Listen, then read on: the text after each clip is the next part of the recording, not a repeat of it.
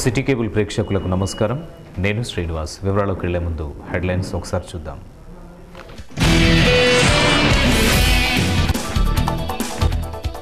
National karate టోర్నమెంట్లో సత్తా చాటిన కని విద్యార్థులు అభినందించిన రామగుండం ఎమ్మెల్యే సోమారపు సత్యనారాయణ.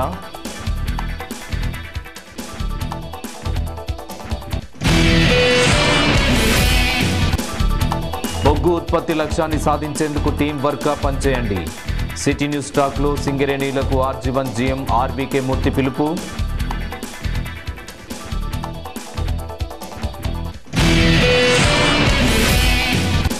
మైనార్టీల సంక్షేమం కోసం ఇతోధికంగా కృషి చేస్తున్న టీఆర్ఎస్ సర్కార్. 4వ డివిజన్ ఉప ఎన్నికల్లో టీఆర్ఎస్ గెలుపుకు కృషి చేయాలని మైనార్టీలకు విజ్ఞప్తి చేసిన కార్పొరేషన్ ఏరియా మైనార్టీ సెల్ నాయకులు.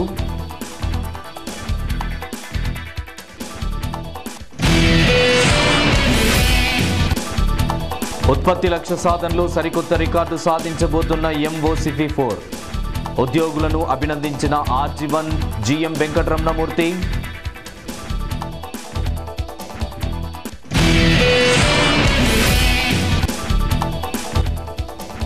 వేధింపు చర్యలను మానుకోండి. సింగరేణి అధికారులకు HMS ప్రధాన కార్యదర్శి రియాజ్ అహ్మద్ డిమాండ్.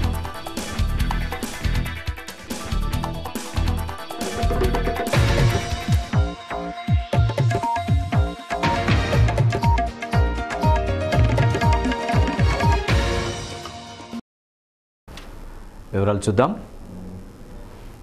ఆత్మరక్షణ కోసం కరాటే ఎంతగానో దోహదపడుతుందని రామగుండం ఎమ్మెల్యే సోమారపు సత్యనారాయణ పేర్కొన్నారు. హైదరాబాద్లోని PJR ఇండోర్ స్టేడియం గ్రౌండ్లో ఈ నెల 2న జరిగిన నేషనల్ కరాటే కుంగ్-ఫు టోర్నమెంట్లో గోదావరికనికి చెందిన ఇంటర్నేషనల్ హుయాన్ చుంగ్ తైచి కుంగ్-ఫు మార్షల్ ఆర్ట్స్ అకాడమీకి చెందిన 15 మంది విద్యార్థులు పాల్గొని పలు పథకాలు సాధించారు. విజేతలుగా నిలిచిన వారిలో స్థానిక గాంధీనగర్లోని MDHWJ అనాథ ఆశ్రమానికి చెందిన విద్యార్థులు కూడా ఉండడం విశేషం. ఈ సందర్భంగా స్థానిక ఎమ్మెల్యే సోమారపు సత్యనారాయణ విజేతలను అభినందిస్తూ గెలుచుకున్న పథకాలతో సత్కరించారు. స్వీట్లు పంపిణీ చేశారు. అనంతరం ఎమ్మెల్యే మాట్లాడుతూ నేషనల్ టోర్నమెంటులో కని ఖ్యాతిని చాటి చెప్పేలా విజయం సాధించిన విద్యార్థులను అభినందించారు. అనాథ పిల్లలకు ఆశ్రయం కల్పించడంతో పాటుగా కరాటేలో కూడా శిక్షణ ఇప్పిస్తున్న ఆశ్రమ నిర్వాహకులు రాజయ్యను, విద్యార్థుల విజయానికి కృషి చేసిన కరాటే మాస్టర్ M రాజేశంను ఎమ్మెల్యే ఈ సందర్భంగా ప్రత్యేకంగా అభినందించారు. HMDSW ఏదైతే అనాథ పిల్లల ఆశ్రయం ఉందో ఆ ఆశ్రయంలో చదువుతున్న పిల్లలకు, ఆ ఆశ్రయంలో ఉంటున్న పిల్లలకు మరి రాజేశం గారు ఉచితంగా వాళ్లకు ట్రైనింగ్ ఇచ్చేసి వాళ్ళని ఏమైనా హైదరాబాద్లో స్టేట్ లెవెల్ కాంపిటీషన్స్లో వాళ్ళందరినీ పార్టిసిపేట్ చేసేలాగా తీసుకెళ్ళి వాళ్ళందరికీ చాలామందికి దాదాపుగా అందరికీ డబుల్ మెడల్స్ మరి కాయకుండా చాలా అప్రిషియేట్ చేయాల్సిన విషయం. వాళ్ళందరినీ అభినందిస్తున్నాను. తప్పకుండా రాజేశం గారు పడే కష్టానికి ఫలితం ఉంటుంది. రాజయ్య గారు ఈ అనాథాశ్రయం పిల్లలకు నిర్వహిస్తున్నారో HMWBS దాన్ని తప్పకుండా అందరూ సహకరించాలి, వారికి మంచి ప్రోత్సాహం ఇవ్వాలి. ఎందుకంటే కేవలం భోజనాలు పెట్టే వరకు సరిపుచ్చుకోకుండా వాళ్ళకు విద్యాబోధన చేస్తూ విద్యాబోధనతో కరాటే లాంటి మార్షల్ ఆర్ట్స్ నేర్పించి పిల్లలు ఆత్మస్థైర్యం పెంచడానికి వారు చేస్తున్న కృషికి మరి రాజయ్య గారిని, రాజేశం గారిని, వారితో ఉన్న మిత్రబృందం ఎవరైతే ట్రైనింగ్ ఇస్తున్నారో సీనియర్స్ వాళ్ళందరికీ కూడా నా హృదయపూర్వక అభినందన తెలియజేసుకుంటున్నాను. ఇంకా ఈ కార్యక్రమంలో senior instructor K Ramulu, Raj Kumar తదితరులు పాల్గొన్నారు. ఇదిలా ఉండగా FCI టౌన్షిప్లో ఎక్స్ ఎంప్లాయీస్ లీజ్ అగ్రిమెంట్ ముగిసిన నేపథ్యంలో మరో 11 నెలల గడువు పెంపునకు కృషి చేయాలని కోరుతూ FCI ఎక్స్ ఎంప్లాయీ నాయకులు లింగమూర్తి, ముంతాజ్ తదితరులు ఎమ్మెల్యేకు వినతిపత్రం సమర్పించగా ఎమ్మెల్యే సానుకూలంగా స్పందించారు. సింగరేణిలో బొగ్గు ఉత్పత్తి లక్ష్య సాధనలో మేడిపల్లి OCP4 రికార్డును సాధించబోతుందని ఆర్జీవన్ జీఎం ఆర్బీకే మూర్తి తెలిపారు. నెలసరి బొగ్గు ఉత్పత్తి వివరాల్లో భాగంగా ఇక్కడి కాన్ఫరెన్స్ హాల్లో ఏర్పాటు చేసిన విలేకరుల సమావేశంలో జీఎం మాట్లాడుతూ గత నెల 30న OCP4 సాధించిన ప్రగతిని చూస్తుంటే మిగిలిన మరో 4 నెలల్లో ఈ వార్షిక ఉత్పత్తి లక్ష్య సాధనలో OCP4 సరికొత్త రికార్డును సాధించనుందన్నారు. 5 రోజుల పాటు కని సింగరేణి ఏరియా హాస్పిటల్లో జరగనున్న మెగా సూపర్ స్పెషాలిటీ వైద్య సేవల శిబిరాన్ని కార్మిక కుటుంబాలని సద్వినియోగం చేసుకోవాలని జీఎం కోరారు. గడిచిన 8 నెలల్లో సింగరేణి ఉత్పత్తి లక్ష్య సాధన కోసం సమిష్టిగా ముందుకు సాగుతుందన్నారు. ముందస్తుగానే అన్ని పక్షాలకు జీఎం నూతన సంవత్సర శుభాకాంక్షలు తెలిపారు. ఇదే స్ఫూర్తితో వచ్చే 4 నెలల్లో కూడా మన ఆర్జీవన్ ఏరియాకు నిర్దేశించిన 61,90,000 టన్నులను సాధించడానికి ప్రతి ఒక్కరూ కృషి చేయాలని కోరుతున్నాను. దీనిలో భాగంగానే సింగరేణి యాజమాన్యం కొత్త ఇన్సెంటివ్ స్కీమ్లను ప్రవేశపెట్టడం జరిగింది. ఈ ఇన్సెంటివ్ స్కీమ్లను ప్రతి ఒక్కరూ కూడా ఉపయోగించుకొని ఎక్కువ సంపాదించడమే కాకుండా కంపెనీకి ఉత్పాదకతలో కూడా దోహదం పడాలని కోరుతున్నాను.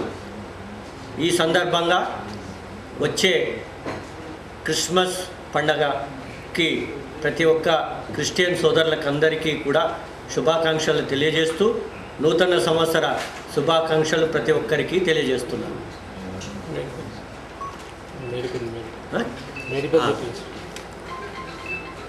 30/11/2015 రోజున మేడిపల్లిలో అత్యధిక ఉత్పత్తి సాధించారు.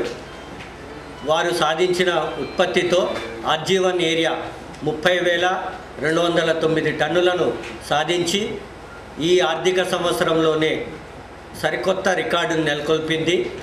ఈ ఉత్పత్తి సాధించిన మేడిపల్లి కార్మికులకు, సూపర్వైజర్లను, అధికారులను, దీనికి తోడ్పడిన యూనియన్ ప్రతినిధులను ప్రత్యేకంగా నేను అభినందిస్తున్నాను. విలేకరుల సమావేశంలో ఆయా విభాగాల అధికారులు కృష్ణమూర్తి, సుధాకర్ రెడ్డి, బిఆర్ దీక్షితులు, రాజేశ్వరరావు, మంచాల శ్రీనివాస్, అరవిందరావు, హరినాథ్, అమానుల్లా తదితరులు పాల్గొన్నారు.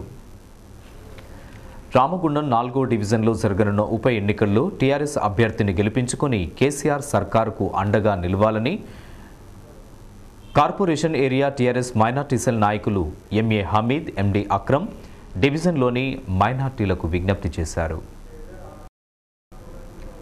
ఈ మేరకు మంగళవారం డివిజన్లో ఏర్పాటు చేసిన విలేకరుల సమావేశంలో టీఆర్ఎస్ అభ్యర్థి రాసపల్లి స్నేహకు మైనార్టీ సెల్ పక్షాన సంపూర్ణ మద్దతును ప్రకటించారు. మైనార్టీల అభివృద్ధి, సంక్షేమం కోసం టీఆర్ఎస్ ప్రభుత్వం ఇతోధికంగా కృషి చేస్తుందని, ఈ నేపథ్యంలోనే 4వ డివిజన్లో జరిగే ఉప ఎన్నికల్లో టీఆర్ఎస్ అభ్యర్థి రాసపల్లి స్నేహ గెలుపు కోసం మైనార్టీలందరూ బాధ్యతగా కృషి చేయాలని కోరారు. ఈరోజు ఎన్టీపీసీ జ్యోతినగర్ ఏరియాలో కార్పొరేషన్ ఏరియాకు సంబంధించి మొత్తం మైనార్టీ నాయకులందరం ఇక్కడ సమావేశమై రాసపల్లి లావణ్య గారి, కీర్తిశేషులు రాసపల్లి లావణ్య గారి కూతురు రాసపల్లి స్నేహ గారికి 8వ తారీఖు జరుగు ఉప ఎన్నికలో 4వ డివిజన్ నుంచి భారీ మెజార్టీతో గెలిపేయాలని చెప్పేసి ఇక్కడ ఉన్న ముస్లిం సోదరులకు, సోదరిమణులకు మరియు అంతా 4వ వార్డు ప్రజానికుని అందరికీ విజ్ఞప్తి చేస్తూ ఉన్నాం. ముస్లిం మైనార్టీస్కి కేసీఆర్ గారి నాయకత్వంలో షాదీ ముబారక్ కానివ్వండి, డబుల్ బెడ్రూమ్ కానివ్వండి, రంజాన్ నెలలో బీదలకు బట్టల పంపిణీ కార్యక్రమం కానివ్వండి, ఇక ముందు నెక్స్ట్ దాంట్లో 12% రిజర్వేషన్ ఏదైతే ఉందో దానికి కూడా ఒక కమిటీ వేసేసి అతి త్వరలో దానికి ఇంప్లిమెంట్ చేయడానికి ప్రయత్నం చేస్తూ ఉన్నారు. ఈరోజు 4వ వార్డుకు సంబంధించిన లవణ్య గారు హఠాత్తుగా మరణం వల్ల మళ్ళా 4వ వార్డులో మళ్ళీ ఎలక్షన్లు జరగడం జరుగుతుంది. వాళ్ళ కూతురైనటువంటి స్నేహ గారికి ముస్లిం సోదరుల తరఫున ఈరోజు 4వ వార్డులో మీటింగ్ పెట్టడం జరిగింది. ముస్లిం సోదరులందరూ స్నేహ గారికి భారీ మెజార్టీతో గెలిపించాలని ముస్లిం మత పెద్దలు ఆర్ ముస్లిం టీఆర్ఎస్ మైనార్టీ సెల్ ఆధ్వర్యంలో ఈరోజు ఇక్కడ మీటింగ్ జరుగుతున్నది. కాబట్టి మీరందరూ ముస్లిం సోదరులందరూ భారీగా మెజార్టీతో స్నేహ గారికి ఓటు వేసి గెలిపించాలని ముస్లిం సోదరులు కోరుచున్నారు. అనంతరం టీఆర్ఎస్ అభ్యర్థి రాసపల్లి స్నేహతో కలిసి మైనార్టీ నాయకులు, టీఆర్ఎస్ నాయకులు 4వ డివిజన్లో విస్తృతంగా ఎన్నికల ప్రచారాన్ని నిర్వహించారు.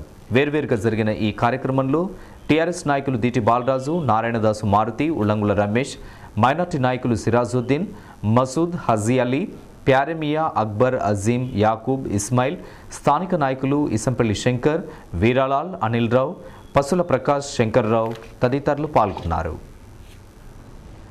వేధింపు చర్యలకు స్వస్తి పలికి కార్మికుల సమస్యల పరిష్కారంపై దృష్టి సారించాలని హెచ్ఎంఎస్ ప్రధాన కార్యదర్శి రియాజ్ అహ్మద్ సింగరేణి అధికారులను డిమాండ్ చేశారు. మంగళవారం ఉదయం జీడీకే ఫైన్క్లేన్ను సందర్శించిన రియాజ్ గనిలోని కార్మికులు ఎదుర్కొంటున్న సమస్యలను అడిగి తెలుసుకున్నారు. అనంతరం రియాజ్ అహ్మద్ మాట్లాడుతూ ఉత్పత్తి సాధన కోసం అంకిత భావంతో కృషి చేస్తున్న కార్మికుల పట్ల అధికారులు వేధింపు చర్యలకు పాల్పడడం, సమస్యలు పరిష్కరించకపోవడం దుర్మార్గమని మండిపడ్డారు. గనిలో నెలకొన్న సమస్యలను సత్వరమే పరిష్కరించేలా తగు చర్యలు చేపట్టాలని, లేదంటే పోరాటాలకు శ్రీకారం చుట్టాల్సి వస్తుందని హెచ్చరించారు. 4-5 రోజుల నుండి పక్కడబంది ప్లాన్ లేకుండా మ్యాన్ రైడింగ్ తీసేయడం వలన మ్యాన్ రైడింగ్ లేకుండా ఇబ్బంది పడుతున్నారు. 30 లెవెల్ నుండి 66 లెవెల్ వరకు. కనుక temporary accommodation, temporary man riding system provide చేయాలనేది మేము అడుగుతున్నాం. అదేవిధంగా వెంటిలేషన్ కూడా పంప్ సెక్షన్లో 17 డీప్ 3 పంపులు ఉన్నాయి, 28 డీప్లో 1 పంపు ఉంది. అక్కడ కూడా వెంటిలేషన్ రిటర్న్లో పనిచేస్తున్నారు, రిటర్న్లో పనిచేయకూడదు. ఇక కొంతమంది ఆఫీసర్స్ అవుట్ ఆపడం, పని అయిన తర్వాత వాళ్ళే అసలు సక్రమంగా బావిలో దిగుతలేరు.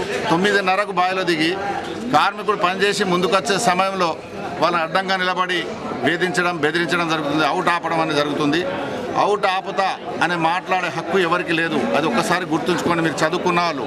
మరి మేము చదువు లేని కార్మికులు తిరుగుబాటు చేస్తే బాగుండదు. అవుట్ ఆపడం, ఛార్జ్షీట్ ఇవ్వడం, ఇటువంటి పిచ్చి పిచ్చి వేషాలు వేయొద్దు. మేనేజర్కి చెప్తున్నాం, కేవలం స్టేజ్ల మీద నిలబడి అన్న తమ్మి అనుకుంటా చెప్పడమే కాదు, పని స్థలాలు మంచిగా ఉండాలి, వెంటిలేషన్ కావాలి, మ్యాన్ రైడింగ్ తక్షణమే చేయండి. అప్పటి వరకు అది అయ్యేంత వరకు టెంపరీ అకామిడేషన్ అంటే ట్రాలీ దొరలు ఎక్కేస్తాను కదా, ఆ ట్రాలీ మీద మా కార్మికులకి ఎక్కించి తీసుకురండి. ఈ కార్యక్రమంలో హెచ్ఎంఎస్ నాయకులు యాదగిరి సత్తయ్య, గాది శివాజీ, శంకర్ రెడ్డి, మధుకర్, మల్లేశం, శంకర్ తదితరులు పాల్గొన్నారు.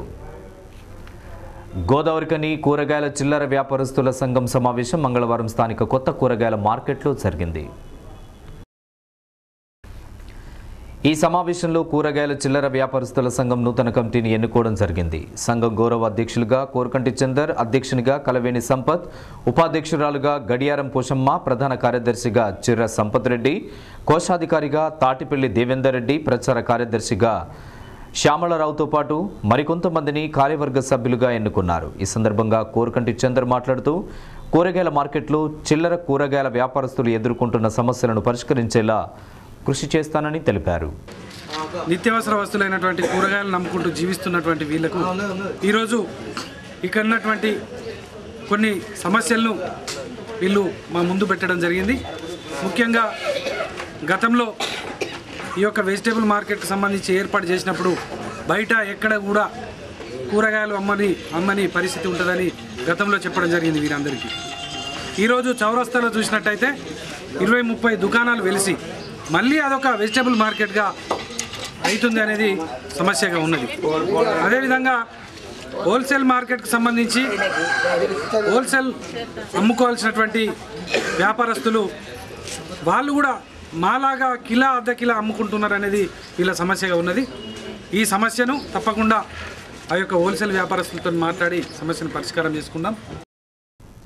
అనంతరం మార్కెట్ సభ్యులు గౌరవ అధ్యక్షులు కోరకంటి చందర్ను ఘనంగా సన్మానించారు. ఇంకా ఈ సమావేశంలో సంఘం కార్యవర్గ సభ్యులు సమ్మయ్య, బివి రవి, పాపిరెడ్డి, ఏడిఎం రమేష్, కేరెడ్డి, జ్యోతి, సమ్మయ్య, గడ్డం శ్రీను, లాళయ్య, సరోజన, రాజయ్య, కేఎల్ సది తదితరులు పాల్గొన్నారు. అంతా అస్తవ్యస్తం తప్ప టీఆర్ఎస్ పరిపాలనలో తెలంగాణ ప్రజలకు జరిగేదేమీ లేదని కాంగ్రెస్ నాయకులు పి మల్లికార్జున్ విమర్శించారు. బంగారు తెలంగాణ నిర్మాణం అన్న కేసీఆర్ ప్రభుత్వం ఇప్పుడు జరుగుతున్న తీరుపై ఎందుకు అధ్యయనం చేయడం లేదని ప్రశ్నించారు. ఇక్కడి కార్పొరేషన్లో కూడా ప్రజాభివృద్ధి కోసం కాంగ్రెస్ పక్షాన కృషి చేయనున్నామని ఆయన వెల్లడించారు. ప్రజలను మభ్యపెట్టి అధికారంలోకి వచ్చిన టీఆర్ఎస్ ప్రభుత్వం ఉన్న బంగారు తెలంగాణ కాకుండా అధపాతాళానికి పోయేటట్టుగా టీఆర్ఎస్ ప్రభుత్వం చేస్తూ ఉన్నది. ధనిక రాష్ట్రం అని చెప్పని ప్రచారం చేసిన కేసీఆర్ గారు ఈనాడు కేంద్ర ప్రభుత్వాన్ని అప్పటికే పరిస్థితికి వచ్చింది అని చెప్పని ఈ విషయాన్ని తెలియపరుస్తూ ఉన్నాం. ఎందుకు ఒక్కసారిగా ధనిక రాష్ట్రం అప్పటికే పరిస్థితి ఎందుకు వచ్చిందో టీఆర్ఎస్ పాలకులు చెప్పాల్సిన అవసరం ఉన్నది. అదేవిధంగా ఇక్కడ రామగుండం బల్దియాలో కూడా అవినీతి తాండవిస్తూ ఉన్నది. పనులు సక్రమంగా జరుగుతలేవు. రామగుండం కార్పొరేషన్ పాలకవర్గం కూడా 1.5 year అయింది టీఆర్ఎస్ పాలకవర్గం ఏర్పడి. ఈరోజు కూడా రాష్ట్ర ప్రభుత్వం నుంచి ఒక్క పైసా కూడా తీసుకొచ్చే స్థాయి లేదు, స్తోమత లేకుండా ఉండే పరిస్థితి ఏర్పడ్డదని చెప్పని చెప్తా ఉన్నాము. ఎందుకు ఈ అసమర్థ ప్రభుత్వం ఎందుకు ఉండాలి? అసమర్థ పాలకవర్గం ఎందుకు చేయాలి? డెవలప్మెంట్ చేస్తాము, అది చేస్తాము, ఇది చేస్తామని చెప్పని ప్రజలను మభ్యపెట్టినటువంటి పాలకులు ఈరోజు ఏం చేస్తున్నారో ప్రజలకు తెలియపరచాల్సిన అవసరం ఉన్నది. ఉదాహరణకు మున్సిపల్ ఆఫీస్ నుంచి ఫైన్ క్లైన్ చౌరస్తా వరకు రోడ్డు గురించి సింగరేణి సంస్థ 6 నెలల క్రితమే 4.5 కోట్లు శాంక్షన్ చేస్తే ఈ రోజు వరకు ఆ రోడ్డు పని ఏదో తూతు మంత్రంగా స్టార్ట్ చేసి మళ్ళీ మధ్యలో ఆపడం జరిగింది. దీనికి కారణాలు ఏంటో కూడా పాలకవర్గం చెప్పాల్సిన అవసరం ఉన్నది. జీడీకే టుయ్యగన్లో పనిచేసి ఉద్యోగ విరమణ పొందిన 4 కార్మికులను యాజమాన్యం పక్షాన సన్మానించి ఘనంగా వీడ్కోలు పలికారు. ఈ మేరకు మంగళవారం ఉదయం గని ఆవరణలో నిర్వహించిన కార్యక్రమంలో ఉద్యోగ విరమణ పొందిన కోల్కట్టర్లు గాండ్ల మల్లయ్య, పొనగంటి బొందాలు, టింబర్మెన్ పోచంపల్లి లక్ష్మీరాజం, జనరల్ మజ్దూర్ నీలం హనుమయ్యను గని అధికారులు పూలమాలలు, శాల్వాలతో సన్మానించారు. జ్ఞాపికలను బహుకరించి సంస్థ పరంగా వచ్చే ప్రయోజనాలను అందజేశారు. ఈ కార్యక్రమంలో గని మేనేజర్ గోపాల్ సింగ్, రక్షణాధికారి కేవి రామారావు, సంక్షేమాధికారి రవీందర్ రెడ్డి, కార్మిక నాయకులు సంగి సమ్మయ్య, జూపాక రాజయ్య అధిక సంఖ్యలో గని కార్మికులు పాల్గొన్నారు.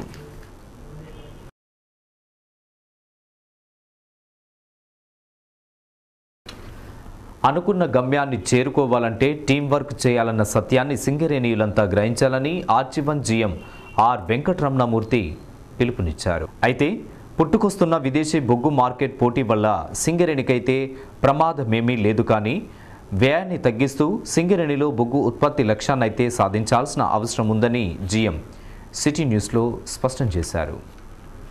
వార్షిక సంవత్సరం గడిచిన 8 నెలల్లో సింగరేణి సాధించిన ప్రగతిపై మనతోటి మాట్లాడేందుకు RG one general manager R Venkataramanamurthy sir సిద్ధంగా ఉన్నారు. సార్ చెప్పండి, ఈరోజు 8 నెలల కాలంలో సింగరేణి సాధించిన ప్రగతి ఆశాజనకంగా భావిస్తున్నారు. తప్పకుండా ఈ ఆర్థిక సంవత్సరంలో సింగరేణి ఉత్పత్తిలోనూ ఉత్పాదకతలోనూ కూడా ముందంజలో ఉంది. సింగరేణి ఇప్పటి వరకు 37.5 మిలియన్ల టన్నులు ఉత్పత్తి సాధించడం జరిగింది. 98% సాధించడం జరిగింది. ఇది పోయిన సంవత్సరం కంటే సుమారు 7.5 మిలియన్ టన్నులు ఎక్కువ సాధించడం జరిగింది.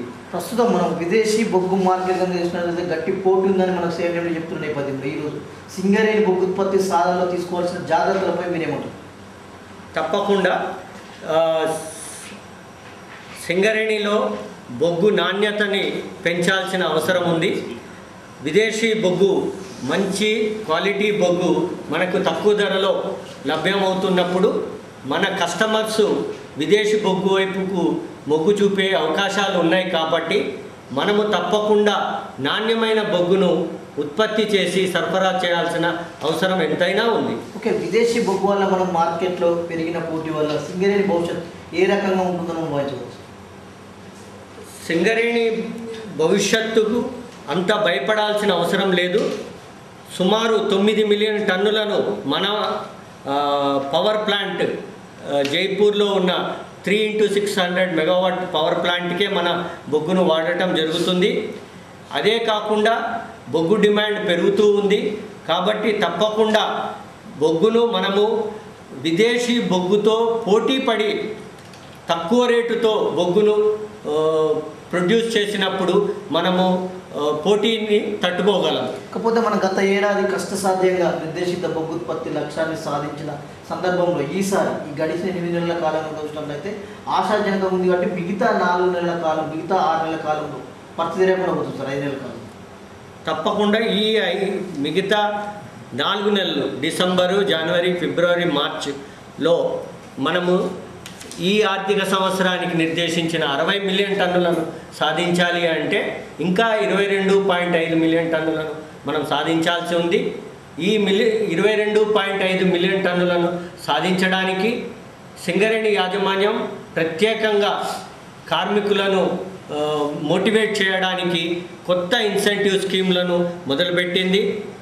హాజరు ఆధారిత ఇన్సెంటివ్నే కాకుండా ఇన్సెంటివ్లో కూడా 30% అధికం చేసి కొత్త ఇన్సెంటివ్ స్కీమ్ను నవంబర్ 1 నుంచి మార్చి 2016 వరకు అమల్లో పెట్టేటట్టు కొత్తది రూపొందించడం జరిగింది. గత ఏడాది చివరి సమయంలో కొంత మల్టీ డిపార్ట్మెంటల్ కమిటీ ద్వారా అవగాహన సదస్సు పెట్టారు. ఈసారి ముందస్తుగా ఏమైనా చర్యలు తీసుకునే అవకాశం ఉంది? మన చైర్మన్ అండ్ మేనేజింగ్ డైరెక్టర్ గారు తను చొరవ తీసుకొని ప్రతి నెల కూడా ఉత్పత్తి ఉత్పాదకత మీద సమీక్ష సమావేశాలు నిర్వహిస్తూ డైరెక్టర్లతోనూ ఏరియా జనరల్ మేనేజర్లతోనూ కూడా పర్సనల్గా మాట్లాడి ఉత్పత్తి ఉత్పాదకత లక్ష్యాలను మనం ఏ దిశలో పయనిస్తున్నాం, దానిలో తీసుకోవాల్సిన చర్యలు ఏమిటి అనేది రోజువారీగా నెలవారీగా సమీక్ష సమావేశాలు నిర్వహిస్తూ ముందుకు వెళ్ళటం ఇది చాలా ఉపయోగపడుతుంది అని నమ్ముతున్నాం. అదే కాకుండా మన కొత్త చైర్మన్ అండ్ మేనేజింగ్ డైరెక్టర్ గారు కార్మికులలో కూడా ఒక భద్రతా భావాన్ని కలిగించారు. వెల్ఫేర్ మెజర్స్ తీసుకోవడం జరిగింది మీకోసం, మీ ఆరోగ్యం కోసం. అదేవిధంగా ఆణిముత్యాలు ప్రోగ్రాము, ఇప్పుడు కార్మికుల యొక్క హెల్త్ గురించి కూడా మెగా మెడికల్ క్యాంపులను ఆర్గనైజ్ చేసి కార్పొరేట్ సూపర్ స్పెషాలిటీ డాక్టర్లను పిలిపించి వారికి వారి కుటుంబంలోని భార్య పిల్లలకి కూడా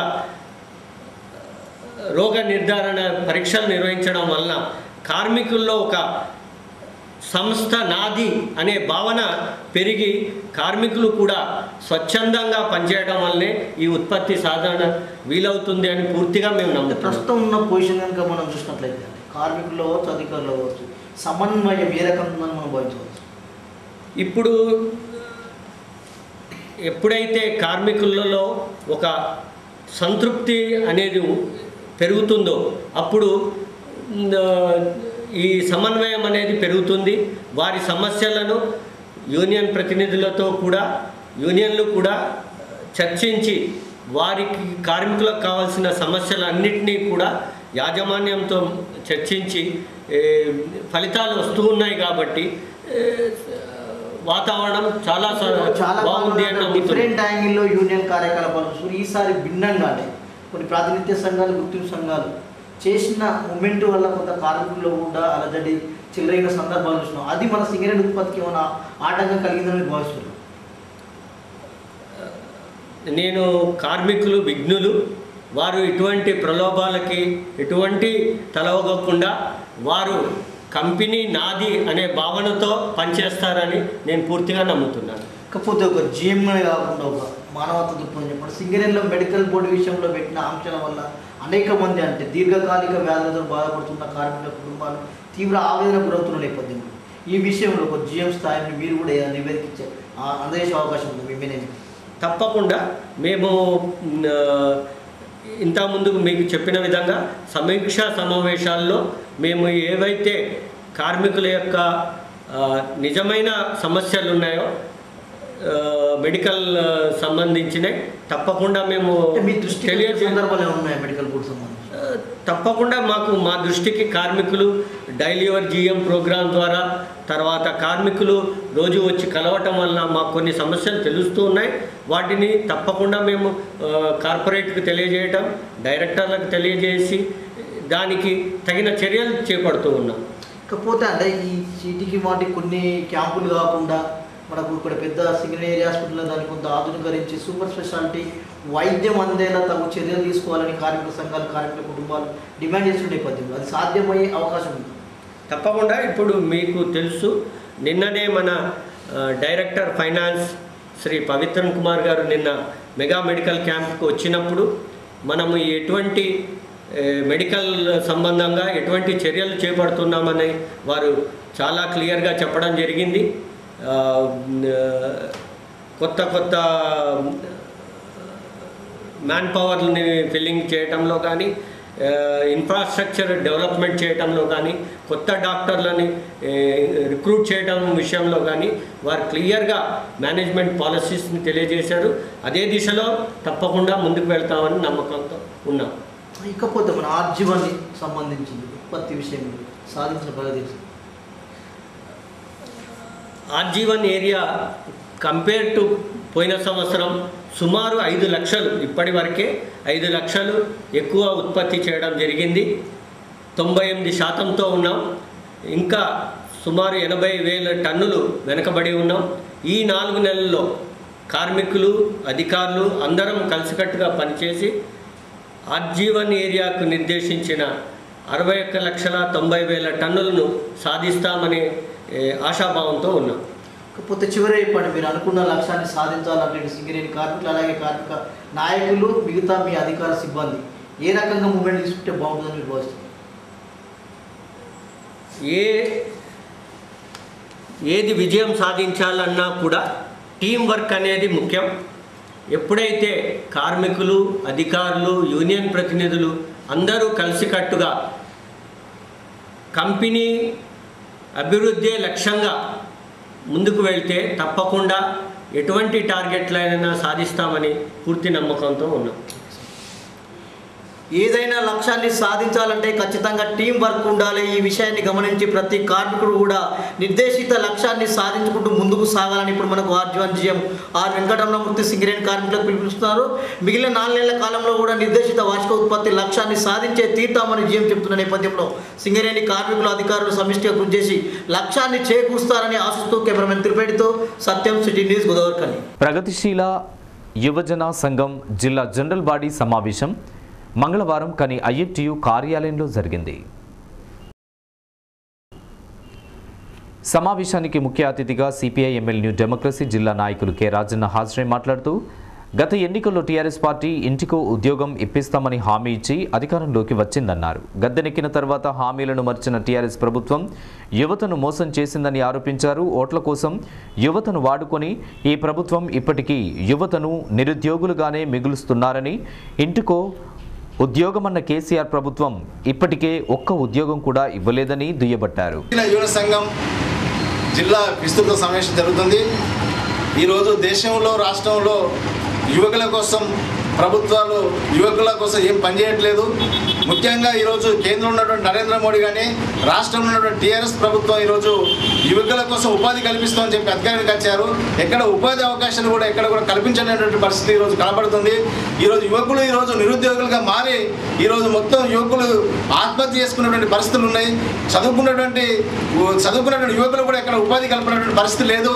కనుక యువకులకు ఈరోజు ప్రభుత్వాలు ఒక మార్గం చూపేటటువంటి పరిస్థితి ఎక్కడ కనిపించక ఈరోజు హైదరాబాద్ లాంటి పట్టణంలో ఈరోజు వాళ్ళు చైన్ దొంగలుగా మారేటువంటి స్థితి ఈరోజు కనబడుతుంది.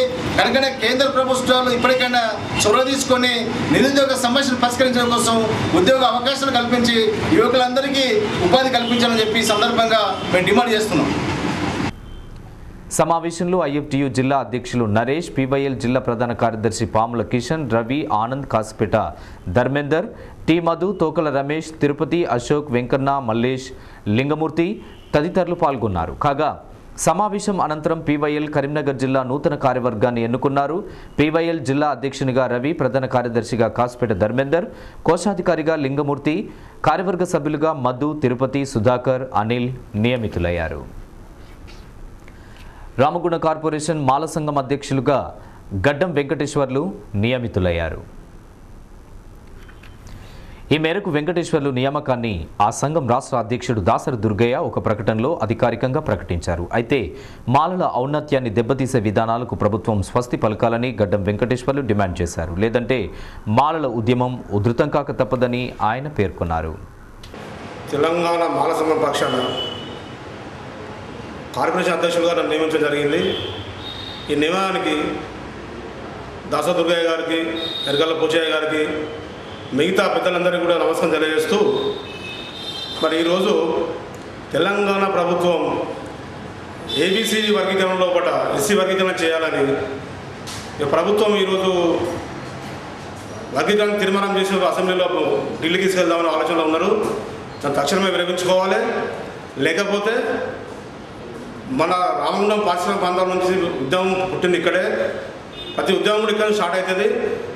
అది ఏదైతే ఉన్నదో ఆ వర్గీకరణ విషయాన్ని విరమించుకొని ప్రభుత్వం మాకు తెలంగాణ అందరూ ఇష్టంగా ఒకే తిరిగి చూడాలని కోరుకుంటూ అంతర్రాష్ట్రీయ వికలాంగుల దినోత్సవం సందర్భంగా ఈ నెల 3న ఉదయం 9 గంటలకు రామగుండం కార్పొరేషన్ ఆవరణలోని వికలాంగుల సంక్షేమ భవనాలలో వికలాంగుల దినోత్సవ వేడుకలు జరపబడతాయని సంఘం అధ్యక్షురాలు సిఎస్ సంతోష ఒక ప్రకటనలో తెలిపారు. వికలాంగ సోదరిమణులందరూ ఈ వేడుకలకు హాజరు కావాలని ఆమె కోరారు. ఇప్పుడు కాసేపు ప్రకటనలు అనంతరం మరిన్ని విశేషాలు.